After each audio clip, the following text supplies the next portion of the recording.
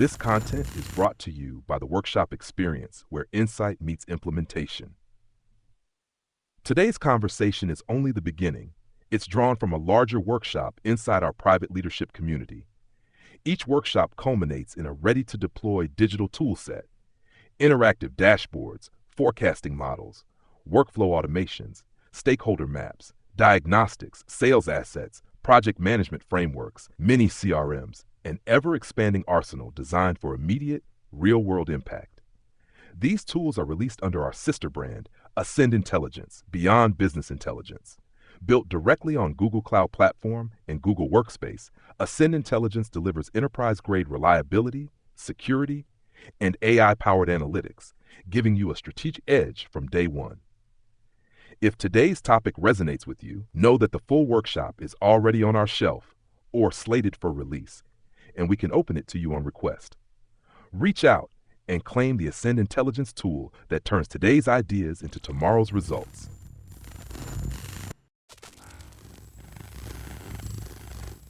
Magus, a whisper through the void. Catalyst, igniting change, one spark at a time. Media, shaping worlds, telling truths. And now the story begins.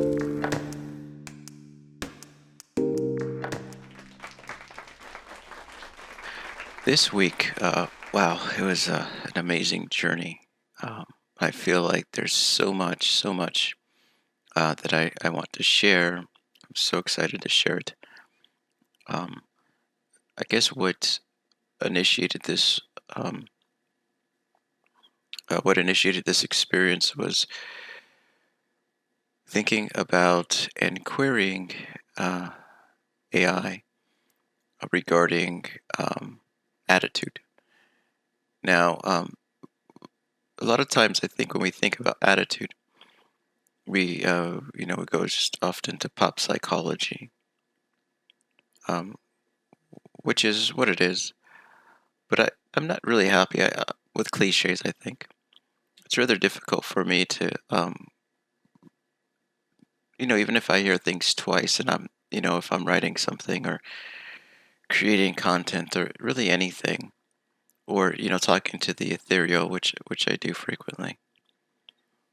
When I come into information, if I've heard it more than, I don't know, maybe 3 times or something, even if it's just my sort of revelation or information that's meant for me, I think of it as a cliche. It's kind of ridiculous, and I'm not a big fan. I feel insulted for some reason. I don't get it, but I do, and so it's just who I am. And so I just don't like cliches. And so when thinking about and gathering information and querying the Internet of Things, perhaps about attitude, I was looking for something rather deeper than positive thinking. I was looking for something deeper that we could use as tools to be able to move in direction of our intentions, move in the direction of our purpose.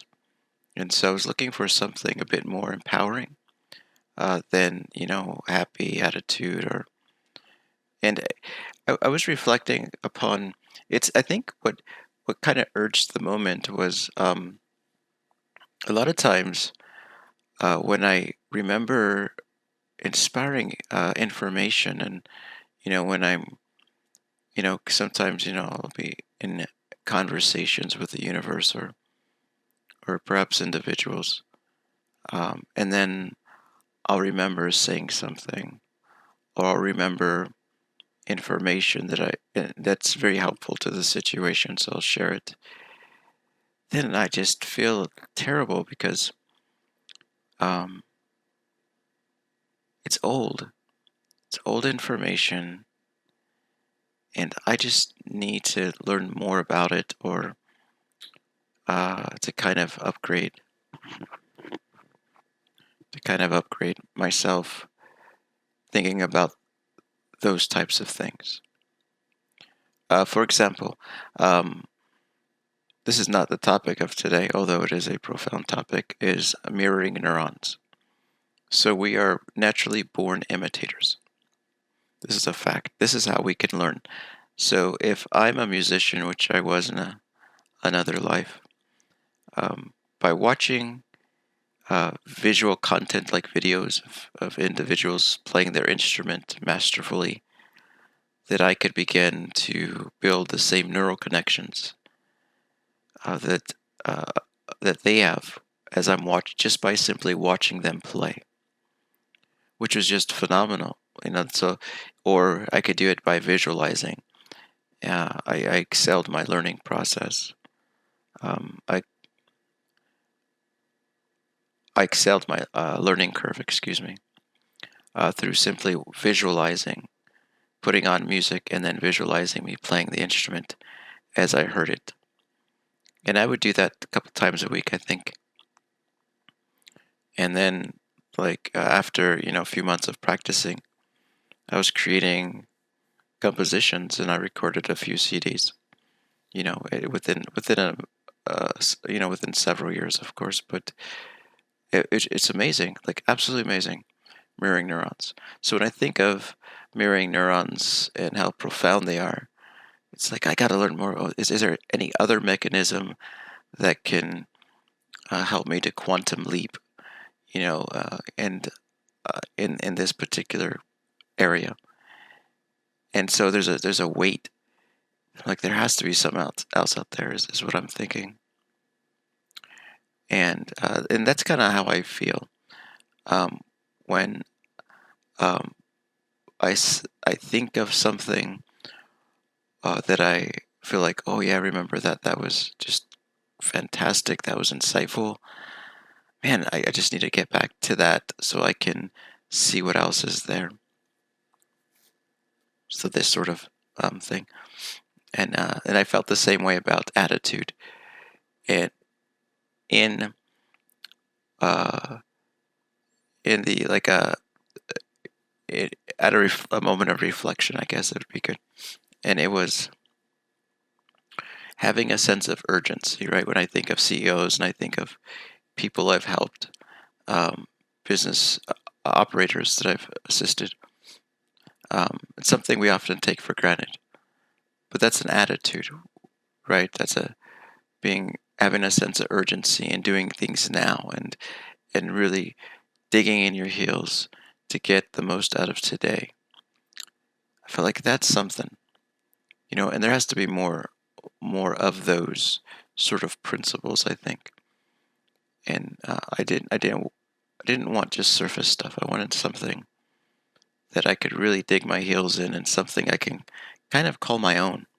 Although, there's nothing new under the sun, but I wanted to feel like, I just wanted to go beyond superficial. I wanted to feel like I had some depth in my querying regarding attitudes.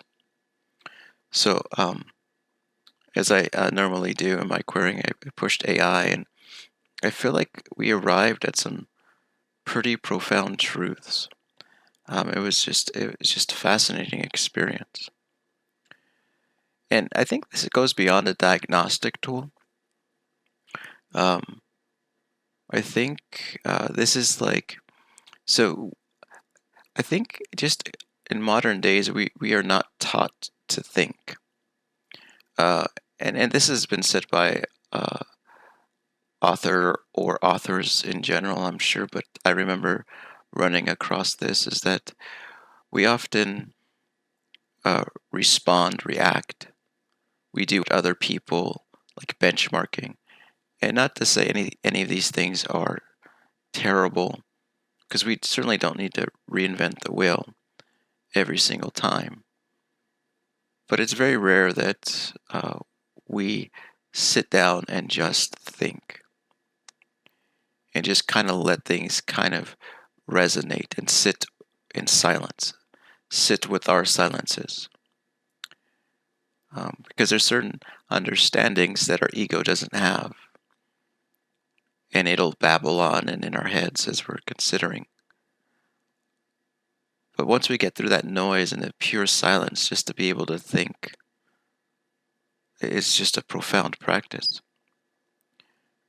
Often our lives are intruded upon all the noise and obligations and inspiration and fears and this terrible just jumbled up, and we don't have a moment to think. So the way that I wanted to approach this and that I will propose to you is that as you hear these principles, or as you come across these principles that I'm about to share, that you sit with them, that you seek for answers. Because this moment is, I'm not sure, although I want it to be helpful, and I think it will be if you're sincere. It's not, I don't want to give you the answers. I want to give you something to think about, in which you take into the laboratory of your mind, and you begin to think and ponder, and not just be satisfied with thinking about it for a few minutes today, but thinking about it for at least 15 minutes today, tomorrow, the next day, until you come to some conclusions. But giving it space, even if it's just for a few minutes, space consecutively, so that your subconscious and your brain have the opportunity to really deal and dig in the information. And although the information that I present is foreign, as it may be, as elusive as it may sound, if you simply make a practice of coming to it again and again, I know that you'll come to some pretty just euphoric conclusions. You'll come to some very empowering conclusions. So with that, okay, so what this boiled down to a little bit was, as I looked at attitudes with this, sorry, I have my mouse clicking in the background. How I initiated this is we were looking at attitudes, and then I wanted to link those to individuals in history, or individuals beyond pop psychology, beyond popular sentiment, and we found some historical individuals. So I just wanted to share. So I wanted to share an attitude that I think is just profound. Now so I have about 13 individuals that I will be looking into, and this is just the first one. Each individual will represent a attitude, a theme, based on maybe certain major events in their lives, certain major themes, or that's probably a weird way of saying that, based on major themes that I find. And so but that one category, the one characteristic, I wasn't satisfied with that. So I was like, well, how do we support that characteristic? Are there other things that we can look at? And I like the number 10. It's kind of a round number for some reason, because I always want to create 10 of something, instead of 5 or 6, it's 10 for some reason. So I was like, okay, well, what are 10 things that could support this attitude? That way we can ensure that when we look at this attitude, that we got it, we have it locked in, that it's there, that it's resonating with us, versus some elusive notion, especially if it's something we're not used to really participating in or through. So I was like, okay, well, what's a good number? So of course 10 came up, and I just want you to hear some of these. So the attitude which we'll be visiting here shortly. First, the character probably is best. So the character is Julius Caesar. Just a wonderful individual to dig into. And then the attitude is unyielding. Unyielding. And so that's just that's this broad strokes. And then just listen to this list of supporting, just listen to this list of supporting characteristics of unyielding. And so we're only going to talk about one, but know that there's like a whole body of work that's being created. I'm thinking kind of like an incubator sort of mentality. I was thinking of introducing it kind of like there was this. It's Franklin Covey now, but before that it was Franklin Quest. There was an individual who was so fascinated by Benjamin Franklin. He had 13 principles that he lived by, and that he would focus on one principle or one virtue each week in a cycle. So he'd focus on 1 to 13 and then repeat the cycle. So perhaps the one that he was focused on would carry out a theme in his week. Say it was frugality or something, then he would really like reinforce that through action and activity and thought, and then when he hit the next week, he would focus on that again for a week, whatever that second principle was. And so I felt like this would be a great approach for ensuring that we have these attitudes locked in. Now there are 10, so this this is a long. This is going to be a very long cycle, but to repeat it and to know that that this is like a 10-week cycle, and this is only one person, one value. There are like 10 people that I'm building content for. And so you could imagine, like, if you feel there's something resonating here, as I have, then understand that the implications are profound. That this is just one person touching on one characteristic or one supporting characteristic for the value of unyielding, which is what we're focusing on today. And so when looking at this, one of the supporting, I was going to read just a characteristic. So one is vision anchoring. That sounds intriguing. Cadence, permission, pressure integrity, non-reactive power, momentum creation, silence under distortion, posture-driven influence, willingness to absorb loss, transmittable creed. So when looking at the habits or the attitude, which is a habit, but we're talking about attitudes. When looking at the attitude of unyielding, of being unyielding, these characteristics would support that. So we can say that we can look at this and feel like we're in the pocket, that if we have these locked down and a deep understanding of these, because we spent time working and thinking these things through, then it'll ensure that our connection to being unyielding really resonates with who we are in the world. So what we're going to do is we're going to define attitude here, which is profound in its definition. And then we're going to allow my sidekick here, to tell us more about Julius Caesar so that we can see this unyielding attitude kind of take shape in front of us. It's as though he was a living case study for this attitude. And then attitude has 10 characteristics that support it.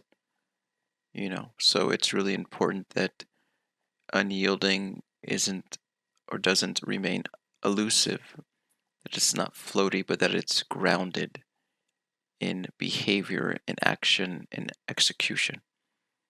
And so that is really important, at least through this characteristic called cadence. And cadence is about activity. So, so let's define that. We're going to hear the story, and then we're going to come back, and then we're going to break down cadence. So, okay, so let's start number one. So the definition of attitude is a conditioned posture of mind and body toward reality.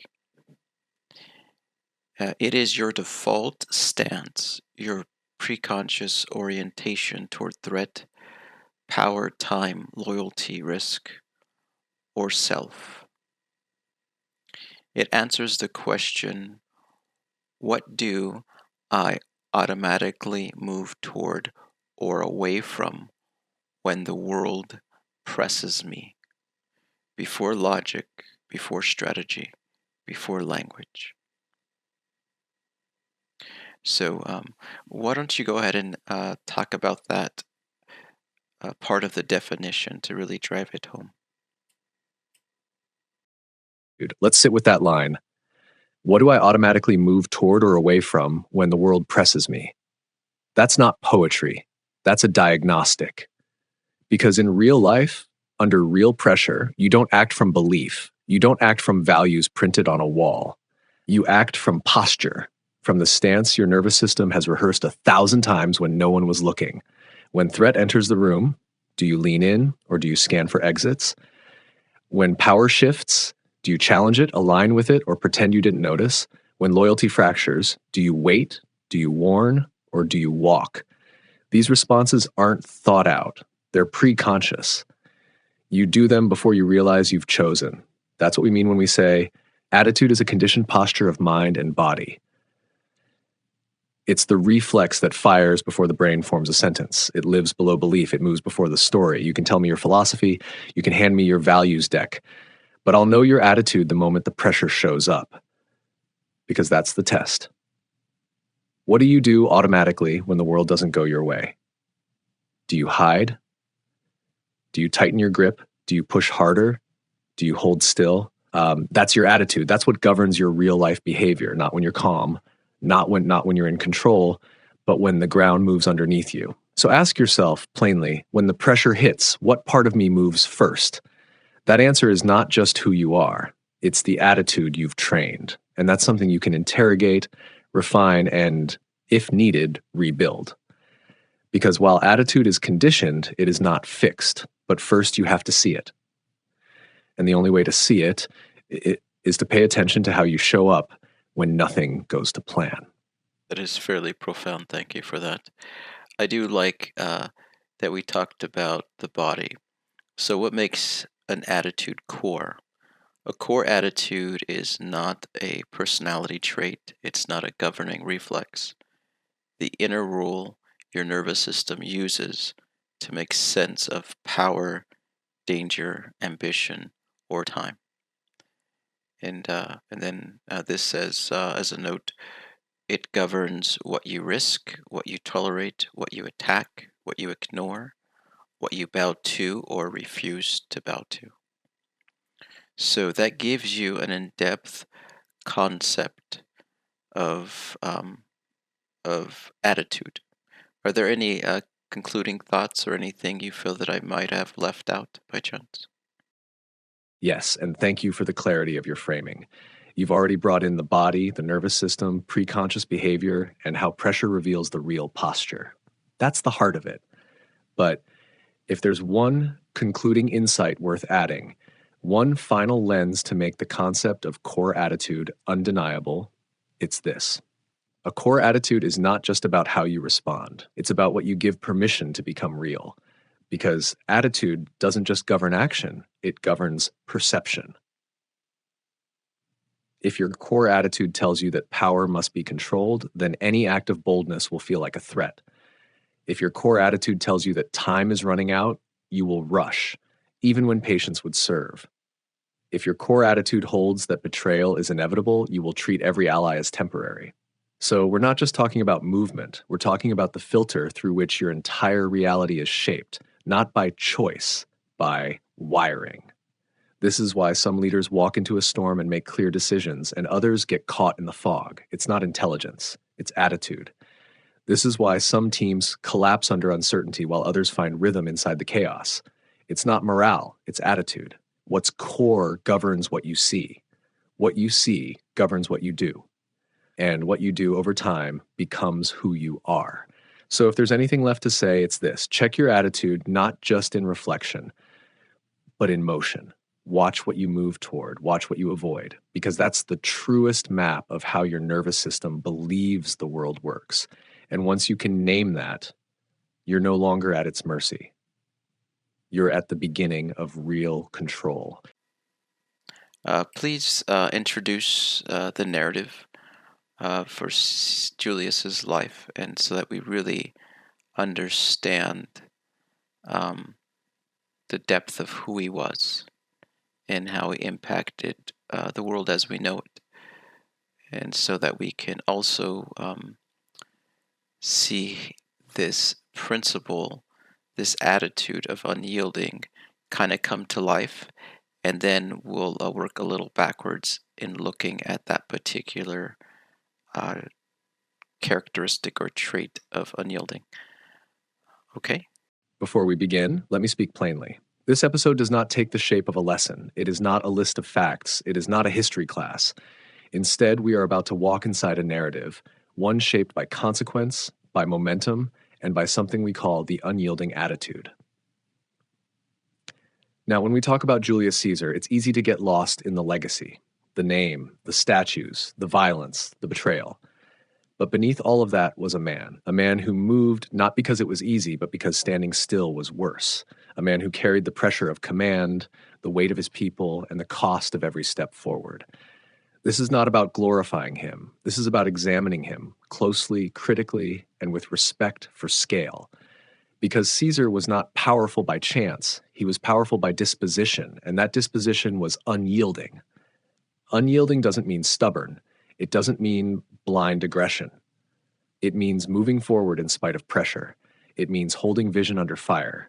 It means forcing the environment to reorganize, not because you asked it to, but because your presence left it no other option. In this episode, I will not explain the concept. I will embody it. I will speak it through Caesar's life, through his actions, his decisions, his crossings. And as you listen, I invite you to keep a single question in mind. What happens when a person stops asking for space and starts taking it? Let's begin. Let me know when you'd like the full episode file assembled, with pacing marks, segment notes, or scoring suggestions for production. Perfect. As chosen, here is the full narrative performance of Julius Caesar's impact on the world, following the formal introduction you just approved. This is the uninterrupted dramatic narrative written for spoken word rhythm and podcast delivery, tying every historical beat back to the attitude of being unyielding, not just as an idea, but as a force that reshaped civilization. Narrative: the shape of power, Julius Caesar and the world he broke open. There are names in history that echo, not because they were loud, but because the world was quieter before they spoke.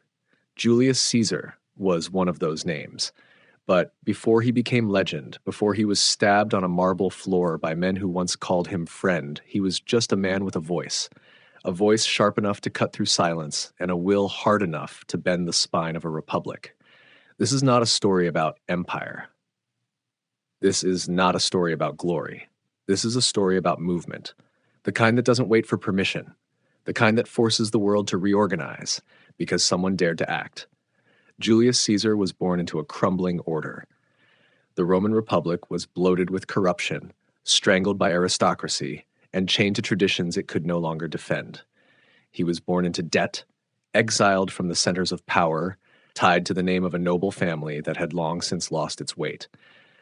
But power doesn't come from blood, not the kind Caesar chased. It comes from belief, and he believed that Rome could be more. Believed that a man could change the structure itself.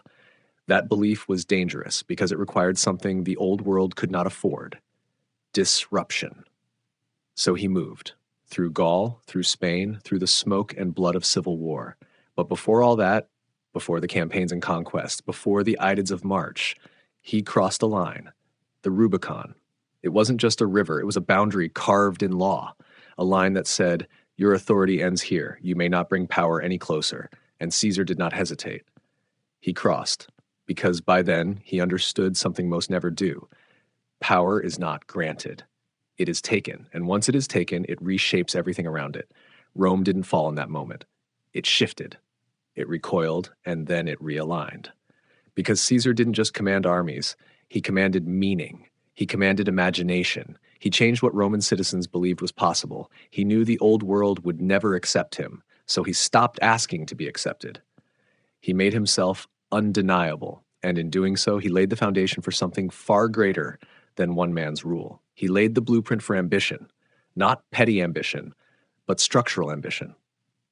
Civilizational ambition. He proved that a single individual could rewire an entire political order through action alone. And that's what haunts people about him. Not the wars, not the title of dictator, not even the crown he refused to wear. What haunts us is that he showed the world just how fragile structure really is when placed against the force of will. He wasn't just conquering Gaul, he was conquering inertia. He wasn't just outmaneuvering Pompey. He was outmaneuvering time. And when he walked into the Senate unarmed, unprotected, with the full weight of the Republic watching him, he wasn't afraid, because by then the fear had transferred to them. Julius Caesar didn't rule by terror. He ruled by clarity, clarity of vision, clarity of action. He didn't scream to be heard. He moved in a way that silence could no longer survive. That's what it means to be unyielding. It doesn't mean rage. It doesn't mean domination for its own sake. It means refusing to back away from the consequence of your motion. He disrupted not just institutions, but the perception of what a human being could do. And that's why history couldn't let him go. He's been made a tyrant, a savior, a symbol, a warning. But in truth, he was something simpler and more terrifying. He was proof. Proof that one person, with enough focus, with enough timing, with enough willingness to pay the cost, can bring down an age and inaugurate another. The month you live in, July, that's him. The calendar that orients your time, that's him. The language of law, the architecture of capital, the very word Caesar, which became Caesar, that's him. Not because he demanded it, but because the world could not shake him off. Rome became empire because he broke the logic that said it could not. And yes, it killed him. That body, so often imagined in marble, was pierced not once, but dozens of times. Not by enemies, but by allies. By men who were made small by his scale. But death did not erase him, because death is weak against impact, and Caesar's impact did not die on the floor of the Curia. It rippled.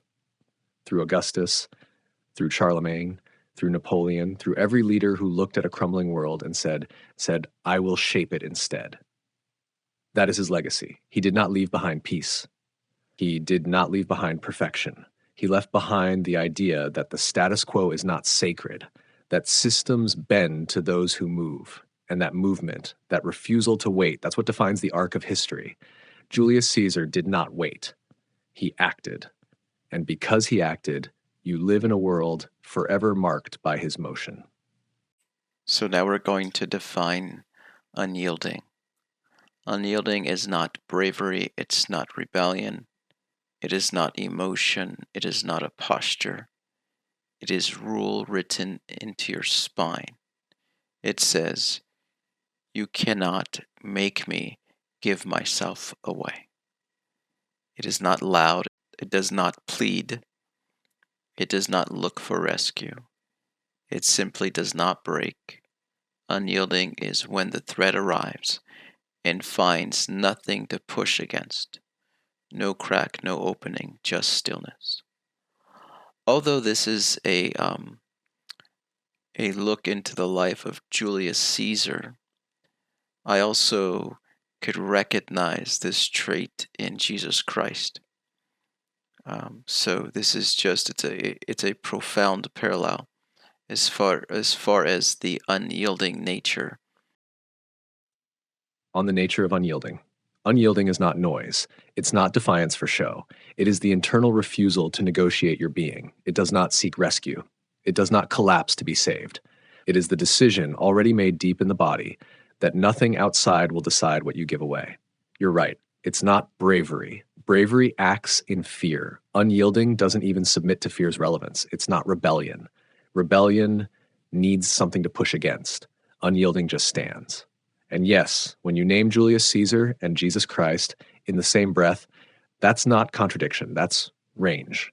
Because unyielding shows up in the battlefield and in the wilderness, in the strategy tent and in the silence before crucifixion.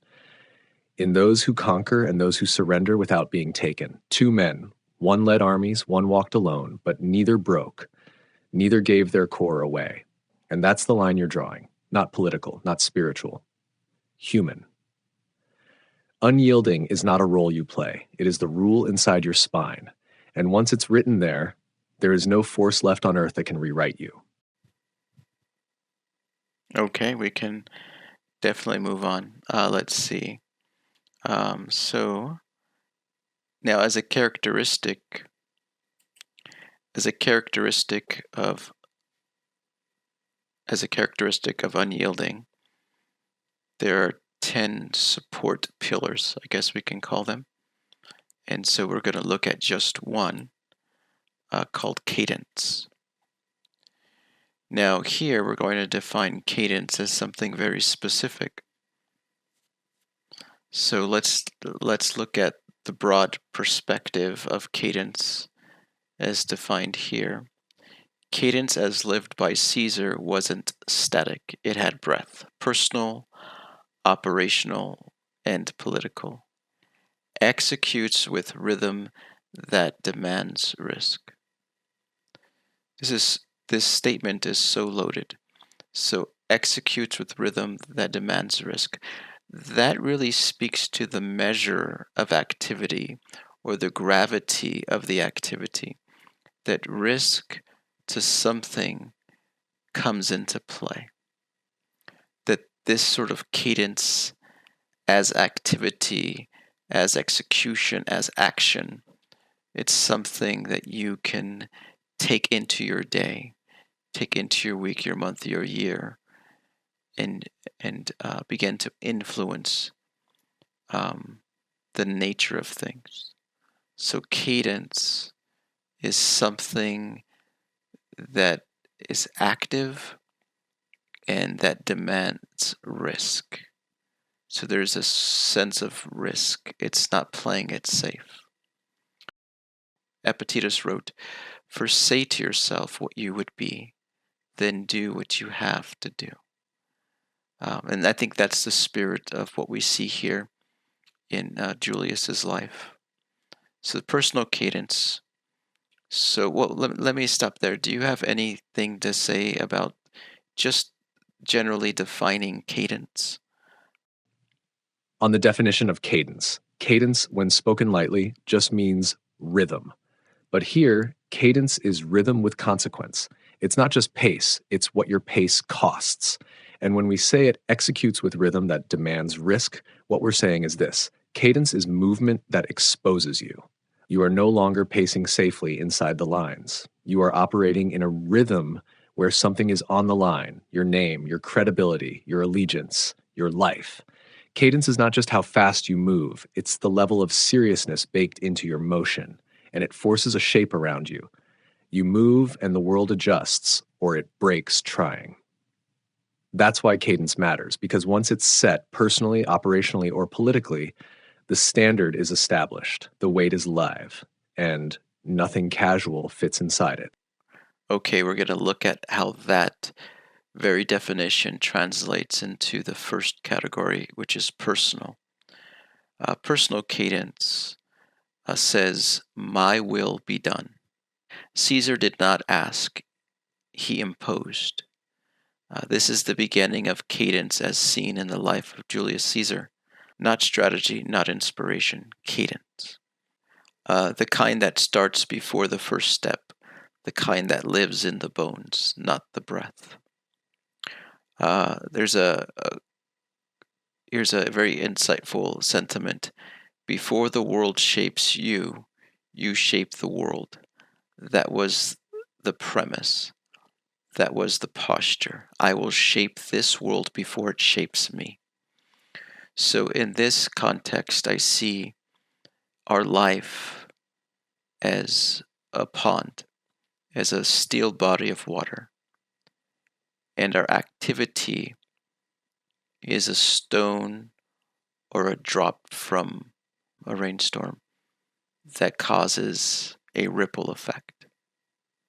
So when we act on our day, when we act with intention, when we act forcefully through that intention, then we begin to have that ripple effect that we see mirrored in Julius's life. And this is how we impact our day. This is how we impose our will, by acting through action. So it's a type of action. It's my will be done.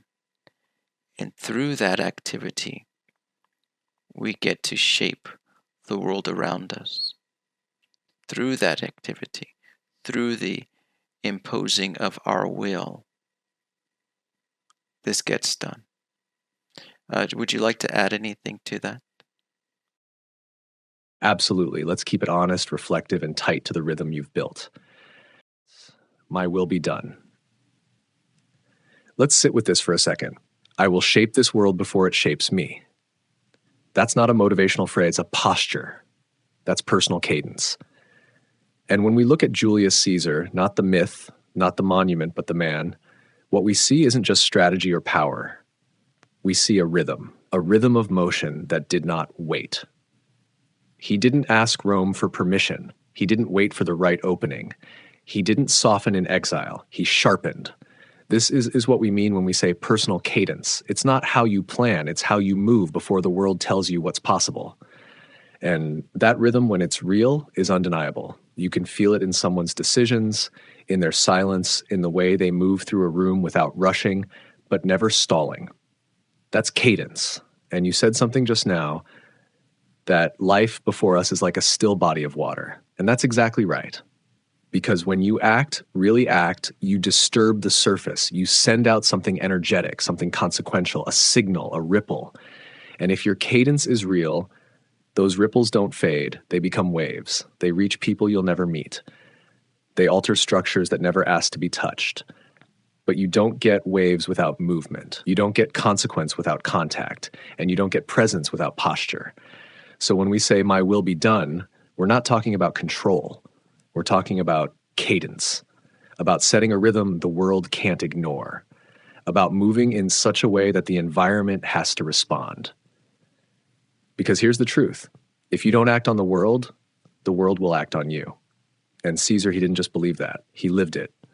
Every step, every exile, every crossing, my will be done. And so it was.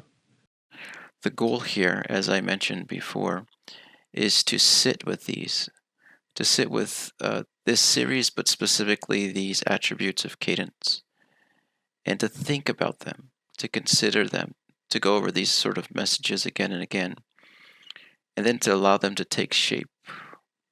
No questions, just thought. Allow the thought to influence you, to penetrate movement. And it's not just spending a little time today, but it's spending a little time today, a little time tomorrow, the next day, the next day, the next day, until insight begins to blossom in ways that will cause you to act in ways that you haven't acted before. But you have to think about them. You have to apply them. And so give it 15 minutes of thought each day until things start to erupt. We are what we think. So this will become your reality if you give it time and reflection regularly. Do you have any concluding thoughts about that before we move on to operational cadence? What you've just said is the work, because this isn't about hype. It's not about gathering ideas to feel powerful for a moment. It's about letting these ideas sit long enough inside you that they start to change your movement. Not overnight, but in the little ways, the way you stand, the way you breathe before a decision, the way you stop waiting for the world to give you shape. So if you're listening to this, don't rush to apply, just return. Return to the thought, return to the idea, return to the question, what cadence am I living by? Because thought, real thought, doesn't just inform, it forms you. And if you give it time, if you give it attention, that thought will start to press into your nervous system until it becomes your way of moving. And once it's yours, once it's lived, then the world around you will have no choice but to adapt. Let's move forward. Operational cadence. Let's go deeper. Let's look at operational cadence, which is strategic suffering, which is really interesting. This says there are multiple options available. You are not forced into suffering by circumstance. You intentionally select the most difficult path, not out of desperation, but as a deliberate decision. You do so because you recognize suffering as necessary. It is not the enemy, it is part of your design. The fact that it is the hardest is precisely why you choose it. Difficulty validates the path. It serves as a qualifier that is the only option that aligns with your posture. Anything less would compromise your identity and intent. This is kind of an interesting take, but it's relevant if you're looking to achieve. All great achievement is founded on people who have a tolerance for pain, for stress, for suffering. Great achievement comes at a personal cost. The closer you are to it, in that sense of work, in that sense of purpose, in that sense of intention, the more likely it is not going to have a sweeping effect. So this is a quote: "You do not suffer because you were caught. You suffer because you selected the condition that would break others." Operational cadence is not about pace. It is the rhythm of will applied through deliberate hardship. Strategic suffering is how you remove the need for permission. It is what you pay in advance. So embracing suffering, I think when we look at success, great achievement, that comfort is the enemy, that the easy way is the enemy, that the way of trying to avoid labor is the enemy. It is choosing the most difficult because it trains you physically, emotionally, for anything that may come after that. It increases your tolerance. I'm going to go through this route that is going to cause suffering, but only so I can be immune to it, only so I can become more tolerant of it, so it doesn't affect me in any way when it presents itself in an unpredictable way. And that is most important. Let's pause here. Step outside the statues, the headlines, the battlefield maps, because it's easy to talk about what Caesar did. It's harder to sit with what it cost. People see the achievements, the conquests, the reforms, the reshaping of Rome, but what they don't see, what they don't want to feel is the rhythm he had to hold to make that possible. That's operational cadence. Not the high ideals, not the political speeches. I'm talking about the daily force of action, the pressure of command that doesn't turn off when the sun goes down, the silence between decisions where doubt sits with you like a ghost. And here's the truth. Caesar didn't just win because he was brilliant. He won because he was willing to suffer through the rhythm he set. He understood that once he moved, he couldn't slow down, that every choice meant momentum, meant follow through. He suffered not because Rome made him suffer. He suffered because he chose a path that demanded everything from him. We often forget that that greatness costs, that you don't get to reshape the world without bleeding for it, not just physically, but emotionally, spiritually, operationally. So when we talk about cadence, especially in leadership, especially in business, we're not talking about motivation. We're talking about discipline sustained under strain. That's operational cadence, the rhythm that doesn't apologize, the rhythm that says, if I move now, I must keep moving, and I will. And when you feel that, when you live inside that kind of rhythm, you understand Caesar not as myth, but as man, a man who didn't just take Rome. He carried it until it crushed him. And even then, it moved in his shape. So it is the choosing the path of most resistance that is important. Choosing to stay up the next 32 hours to work on your business. Choosing to prospect for 12 hours a day. Choosing the hard things and not giving in to the pressures, the internal pressures that scream to us for comfort, for the easy way. It is sort of this this personal indebtedness that we should feel to the universe,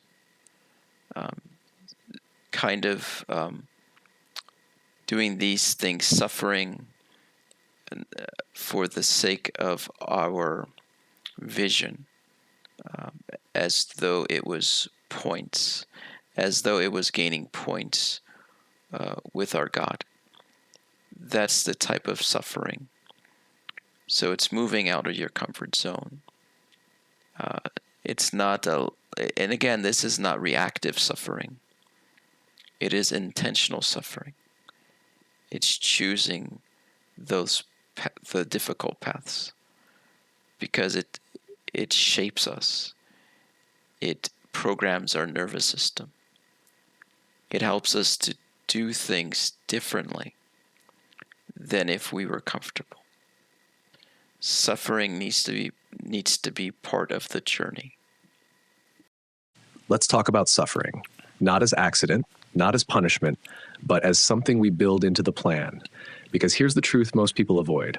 Suffering, when chosen deliberately, builds something inside of us that nothing else can. It doesn't just make us tougher. It rewires the nervous system. It trains the body how to show up under pressure, not panic, not posture, but presence. Chosen suffering sharpens perception. It slows down time when others rush. It creates leaders who can walk into chaos and see it for what it is, a series of solvable moves. This isn't romantic. This isn't self-help. This is operational strategy. If you avoid suffering, you avoid the training that makes you lethal, the training that makes your decisions cleaner because you don't pick the easiest way. You pick the most resistant path that still aligns with your goal. And no one lived that posture more than Julius Caesar. We remember his victories, but we forget what he walked into willingly. He didn't inherit power. He built it in exile, built it in debt, built it in betrayal. He slept in tents with his men. He ate with them. He bled beside them. He didn't insulate himself from the grind. He immersed himself in it. He didn't retreat from hardship. He chose it again and again because each hardship made him sharper. Each loss made him more dangerous. And each pressure shaped the rhythm of how he would later command a world. Even as a friend, he bore the weight of knowing those closest to him might one day turn on him. And they did. He didn't flinch. He absorbed it all. And that's why we're still talking about him, not because of how he died, but because of how he moved forward under weight. He used suffering the way most people use comfort. He made it part of the design. And in doing so, he rebuilt himself into something the old Rome could not absorb. And so should we. If we're building something real, whether it's a company, a team, a culture, then suffering must be designed into the rhythm, not chaos, not recklessness, but pressure with purpose. We should lead our business units the way Caesar led campaigns, with clarity, with weight, with proximity to the consequences, not from comfort, but from immersion. We must develop cadence that can withstand resistance and still move. The nervous system must be trained, not for ease, but for tension. Because those who train themselves to suffer strategically don't just survive hardship, they shape through it. Let's move into political cadence. as the last of these cadences, I guess, where personal cadence is governed by will, where operational cadence is defined by suffering, political cadence is defined by displacement, action that compels the environment to reorient around who one has now become within the self, through structure and across the field. So, would you like to offer a brief sentiment regarding the definition or this defining point of political cadence? On the definition of political cadence, where personal cadence says I will and operational cadence says I endure. Political cadence says you will now move because I have moved. Political cadence is not a title. It's not granted. It's felt when someone takes action that is so absolute, so internally anchored that the surrounding environment, people, systems, alliances, expectations, must adjust. This is displacement, not relocation, not persuasion, but movement so decisive that it forces a reordering of the field, and that begins within. Because the moment you truly change, not in theory, but in your posture, in your rhythm, in your decision, the world begins to register it. And if your cadence is real, it cannot be ignored. Political cadence is when the structure has to make room for what it did not invite. It's not rebellion, it's not confrontation, it's arrival with consequence already baked in. That's the weight Caesar carried when he crossed the Rubicon, not just into Rome, but into a version of himself the Republic could no longer absorb. That's political cadence. Not when the world accepts you, but when it has no choice but to change because you've shown up. Let's get into it. Well, you seem excited. I appreciate that. Just so we don't remain elusive, because this sounds like it could be rather elusive and hard to pinpoint. Like, what are you talking about is a question. So, but understand that there's this sort of gravity to this particular cadence, just like there is gravity to all others. But with this one now at hand, we just want to make sure that it's grounded in practicality. So, in the context to political cadence, to displace means to enter a space or position with such force, clarity, or finality that the existing order, social, strategic, and perceptual, is compelled to shift around you. So political cadence is defined by displacement, action that compels the environment to reorient around who one has now become within the self, through structure and across the field. So there's a clue here that it's this action that speaks so loudly to who we are that it causes us to reorient ourselves, our perception. Then the response is that the structure begins to reorganize itself across the field. This is talking about very large decisions. It's the crossing of thresholds. It's me deciding to move myself across the country to start afresh.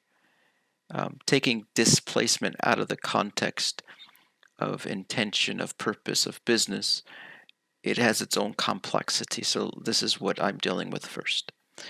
It's the ability to, like I said, to move across country, to leave a relationship, to make big decisions that are going to cause me to cross certain thresholds, that are going to cause shifts.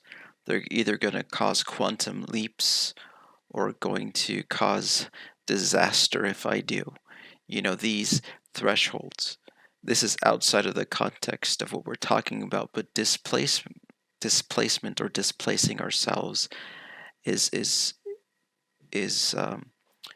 a subject that is so intense, right? It's so intense that when I understood it, it was like so intimidating.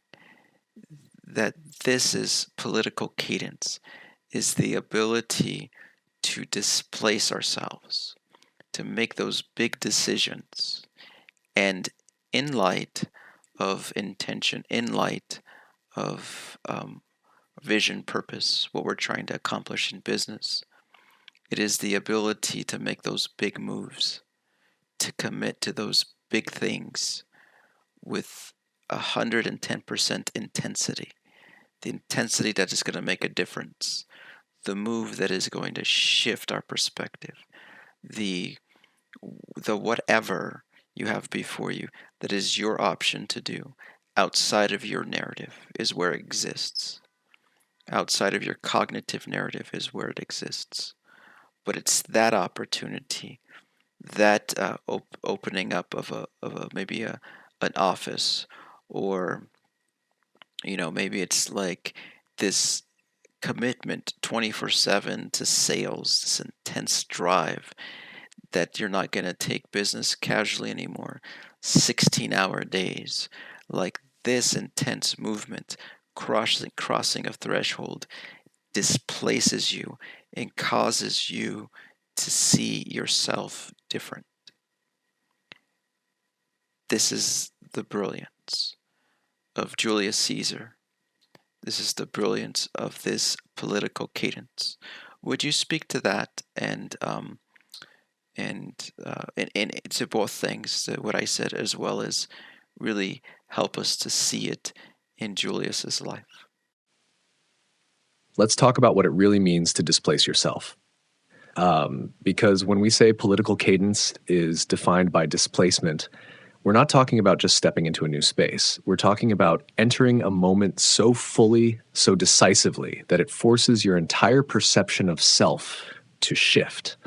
And once that shift happens, the world has to adjust because you're not who you were the day before. And you don't get that from small, safe moves. You get it from moves that cost something.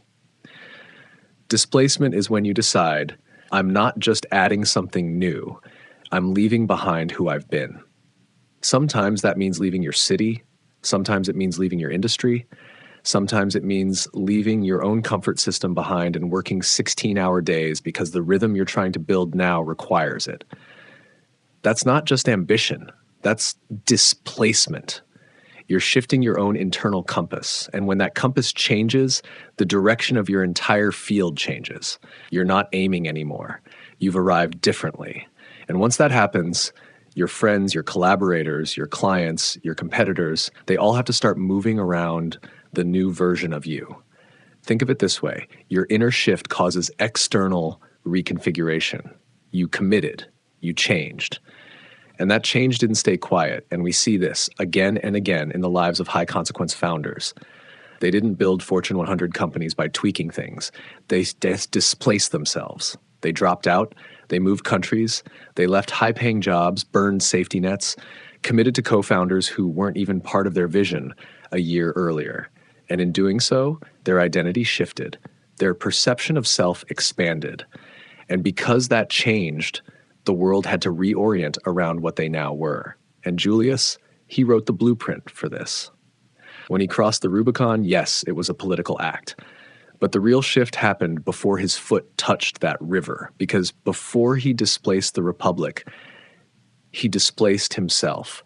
He crossed a line inside his own sense of identity. He wasn't a governor anymore. He wasn't a servant of the Senate. He wasn't waiting for Rome to make room. He had become something else. And once that happened, the state couldn't absorb him.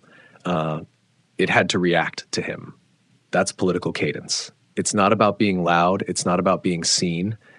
It's about taking action so irreversible, so embodied, that the field can't pretend you're the same person anymore.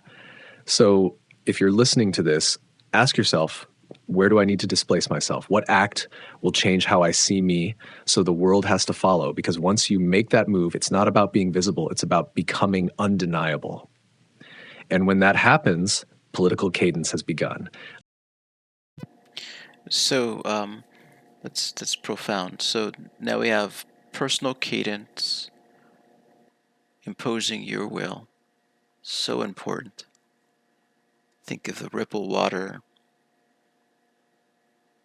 Operational cadence allows suffering to be embraced as part of your journey, to plan for it, to build it in your nervous system, to take the road of maximal resistance. So it's about imposing your will. Personal cadence. Operational cadence is about suffering, strategic suffering. Embrace that, build that in your nervous system, make decisions that are going to train that so that you become who you want to be. Because that person is that way because of suffering, because of the strain, of the pressures. There's no other way to get there. So embrace this part of the journey. And the last one was this perceptual shifts that we refer to as political cadence. The ability to strategically displace yourself so that the field has to reorient itself around you. So displace yourself, plan for it, live in the strategy of displacement. These are ways for you to embrace the attitude of unyielding. And again, this is one of 10, right? So you can imagine if this first one goes in this much depth, how profound are the rest? Which I'm sure are going to be mind-blowing. This was mind-blowing for me. So now I have to sit down. I have to think of how I can absorb these wonderful attributes. But these are certainly life-changing if you do the work. These are life-changing. These are transformative. This is the you that you've wanted to encounter for such a long time. This is the greatest version of you if you simply embrace, as I am also challenged to embrace these qualities, these characteristics that support the spirit of being unyielding. Do you have any concluding thoughts about that? If you've made it this far, you already feel it. This isn't about information. This isn't about theory. This is about becoming. Because the truth is, who you want to be already exists. But that version of you does not come lightly. That version is built in suffering. That version carries cadence. That version doesn't ask the world for space. It creates it. And if you want to meet that version of yourself, you will have to do what you've never done before. Hold your ground, train your nervous system under pressure, move in ways that force the world to move with you. This is not self-improvement. This is not motivation. This is transformation that leaves nothing untouched. Unyielding is not a moment. It's a posture. It's a rule written into your spine. It says, you cannot make me give myself away. It says, I will not soften when the moment sharpens. It says, I will walk through resistance until the field remembers my name. And these three cadences, personal, operational, political, they are not styles, they are disciplines. And they are yours to train one choice at a time, one morning at a time, one movement at a time. You don't get them all at once, but you do get to begin. And in beginning, you start to shed everything that cannot hold the weight of who you're becoming, because that version of you, the real one, is already watching. And it's not asking if you're ready. It's waiting to see if you will move. Let's keep going. This was one of 10. And if this is how it begins, you Magus. already know what's coming next. A whisper through the void. Catalyst. Igniting change. One spark at a time. Media. Shaping worlds. Telling truths. And now the story begins.